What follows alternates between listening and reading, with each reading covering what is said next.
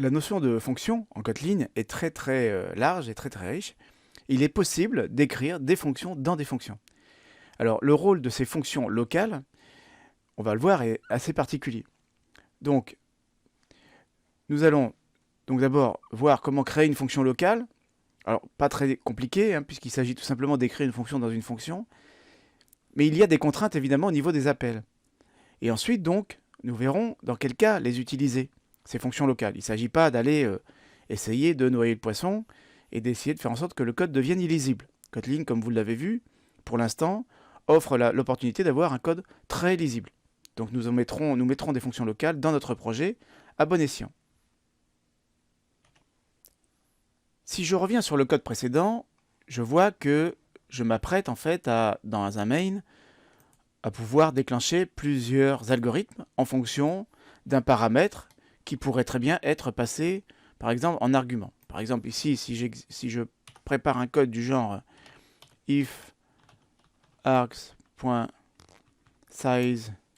supérieur à 0, je vais positionner donc la variable donc type de parcours, Alors, par défaut, on va faire un parcours en largeur. Sinon, donc type parcours sera la valeur de args de 0. Donc avec ce petit bout de code, ce que je fais, c'est que par défaut, le parcours que je vais faire, c'est un parcours en largeur dans mon arbre. Et si jamais j'ai des arguments en paramètres ici, je vais pouvoir aller chercher, en premier argument de l'exécution de mon programme, le type de parcours que je souhaite voir exécuter. Ensuite, ce que je peux faire ici, c'est, par exemple, ret val ret égale when j'ouvre mon bloc. Donc, si parcours, en l'occurrence, là, je peux même mettre le type de parcours en paramètre. Bon, je suis devant l'équivalent d'un switch case. Quand le type de parcours vaut largeur,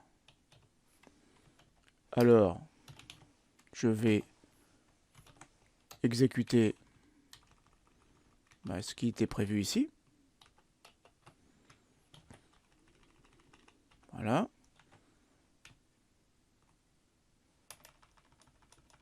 Sachant que ret va donc prendre comme valeur la dernière évaluation du bloc.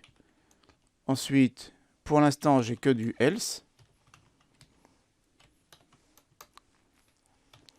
Je vais retourner -1.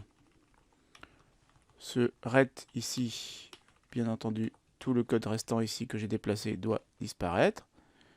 Me voilà donc avec un code qui va varier en fonction du paramètre que j'aurai passé. Si ça vaut largeur, j'exécute ceci. Bien entendu, il y aura après le parcours en profondeur, etc. Alors, qu'est-ce qui va se passer lorsque le code va évoluer? Eh bien, en fait, ce qui va se passer, c'est très simple. C'est que mon code va devenir complètement illisible. À savoir que je peux avoir des blocs codés pour chaque cas qui peuvent être extrêmement longs. Donc, ce que l'on peut faire, c'est tout simplement remplacer cet appel ici par une fonction. Mais je ne vais pas en faire une fonction globale, je ne vais pas en faire une fonction membre d'une classe. Je vais en fait ici tout simplement venir créer une fonction locale. Parcours largeur. Voilà. Donc comme vous le voyez, c'est une fonction dans la fonction main. Parcours largeur. Je prends tout le code qui est ici. Je viens le placer ici. Donc ma fonction locale largeur, c'est celle-ci. Et ici, je mets l'appel à parcours largeur. De la même façon, je pourrais avoir une fonction fun parcours défaut. En l'occurrence ici, j'ai un -1. Et ici donc, parcours défaut.